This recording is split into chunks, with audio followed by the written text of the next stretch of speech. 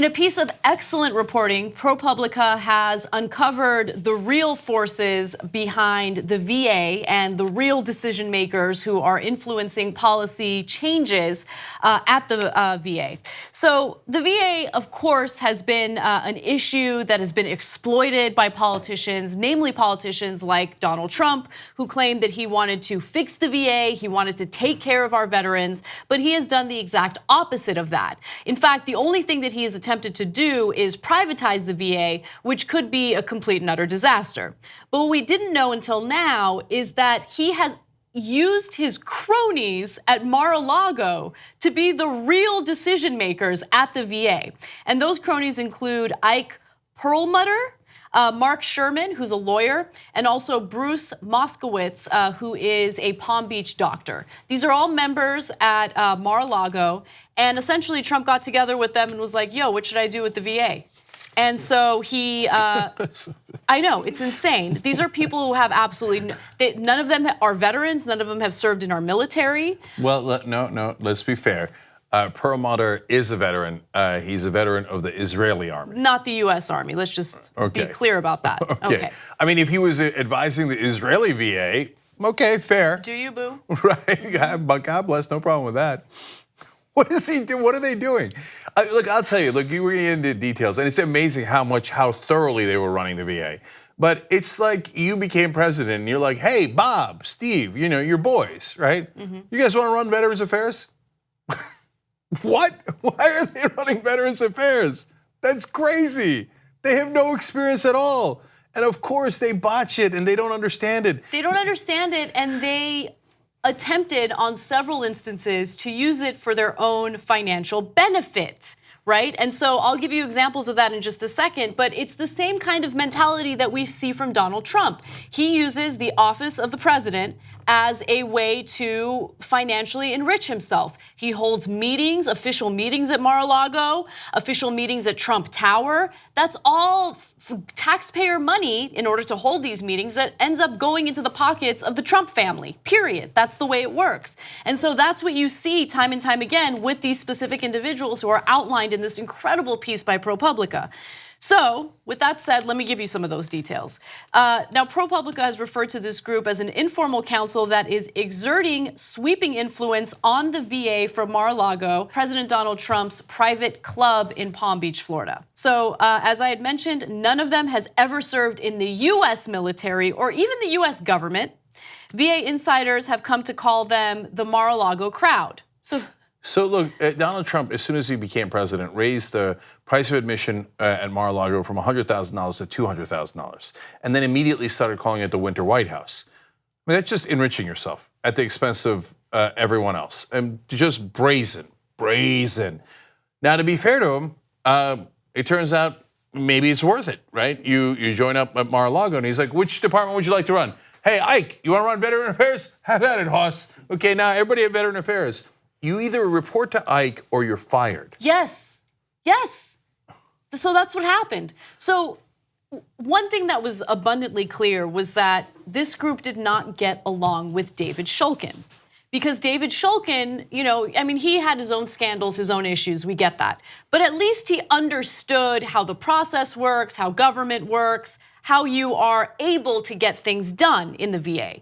Whereas these three individuals have no idea. And so they would demand things and then get extremely angry that there was a process for it that they wanted to completely, circumvent. Former administration officials say the VA leaders who are at odds with the Mar-a-Lago crowd were pushed out or passed over. Included were the secretary, deputy secretary, chief of staff, acting undersecretary for health, deputy undersecretary for health, chief information officer, and the director of electronic health records modernization.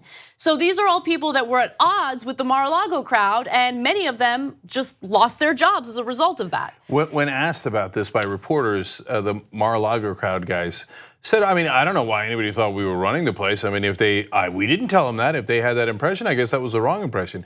Well, they might have that impression if they disagree with you and then they're fired the next day. That would give you an impression that you were running the place. Right, and let me be clear about something else. So there are avenues in which people who are not official advisors or official government employees can help give advice to a government agency, right? But there's a process in which you do that because there needs to be transparency, there needs to be oversight. And in this case, there was no transparency and absolutely no oversight.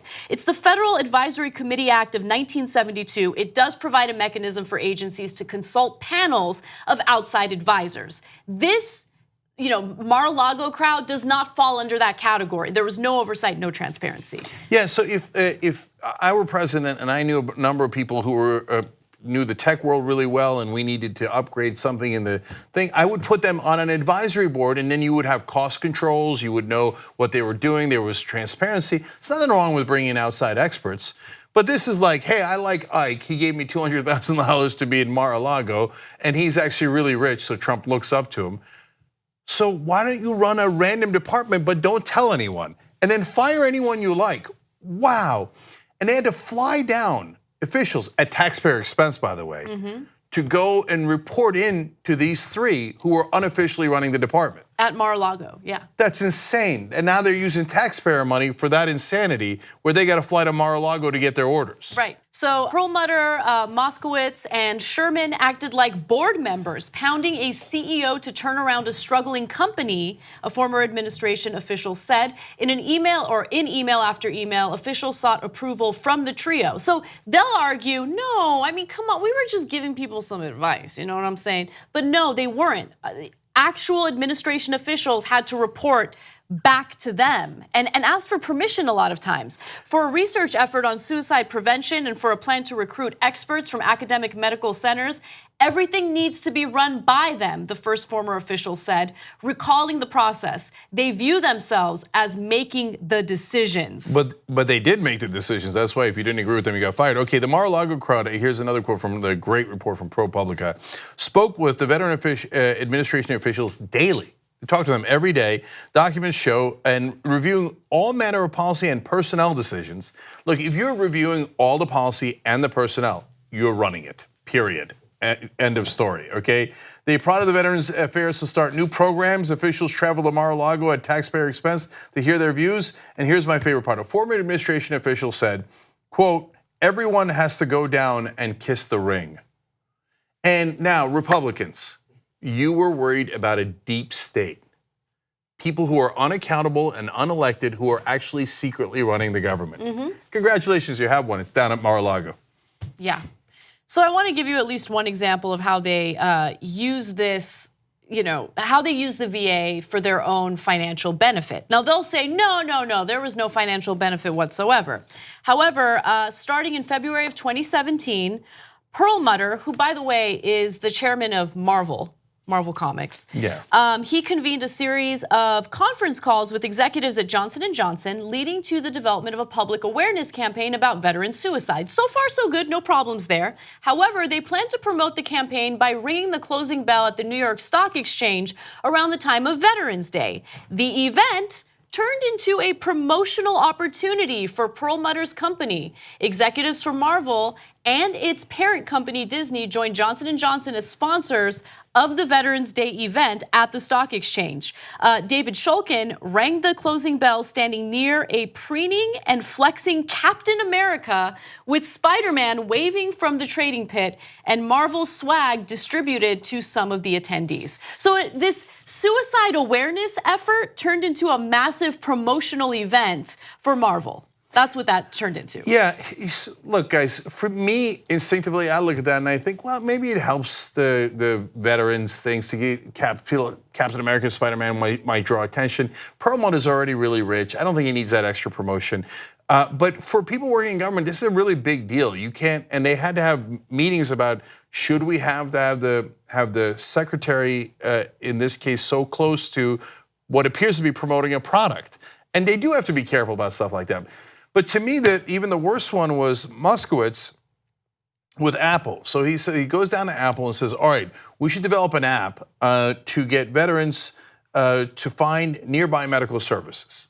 Okay, it's a reasonable idea. I mean, I don't know why you're involved in this. You're not officially part of the government, but okay, fine, decent idea.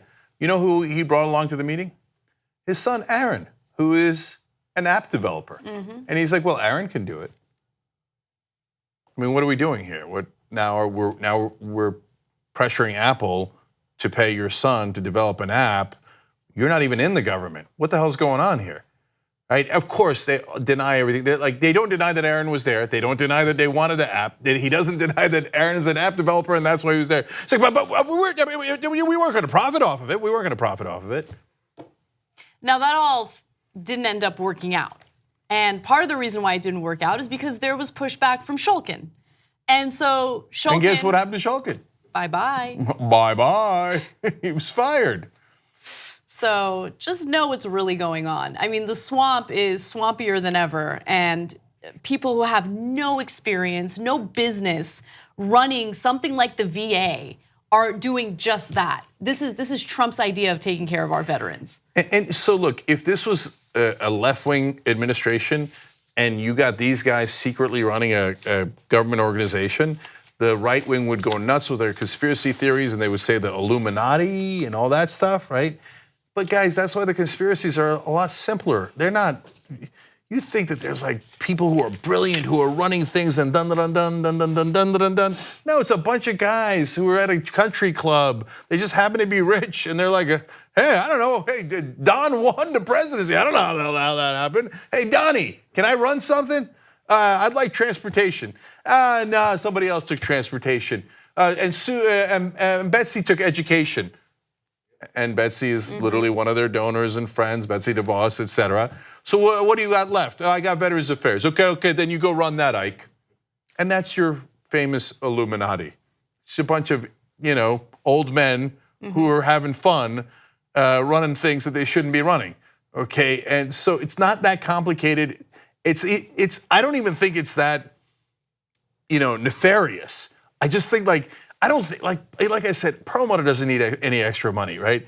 I think he just thought this is cool. I get to run Veterans Affairs for no reason. He would call people and say, why aren't you doing it quicker? As if he was literally the boss. I can't. All right?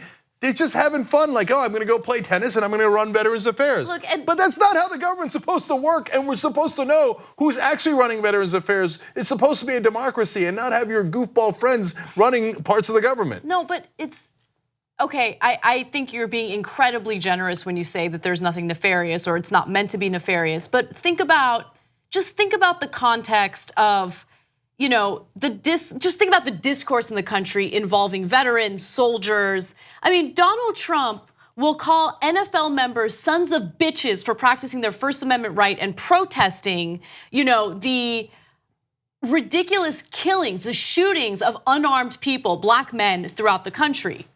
And he says that is disrespectful to our troops. You know what's really disrespectful to our troops and our veterans?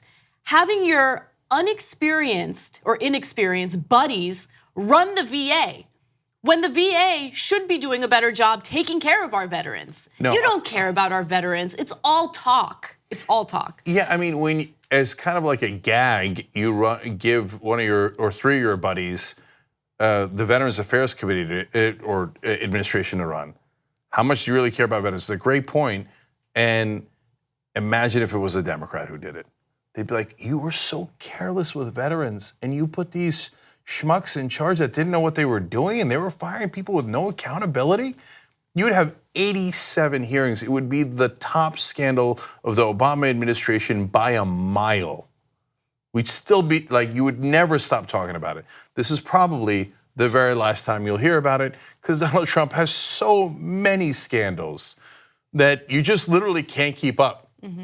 Two easy ways to follow the Young Turks. One is hit the subscribe button down below, then you're a TYT subscriber. And second is ring the bell. And when you do that on YouTube, you're notified of our videos.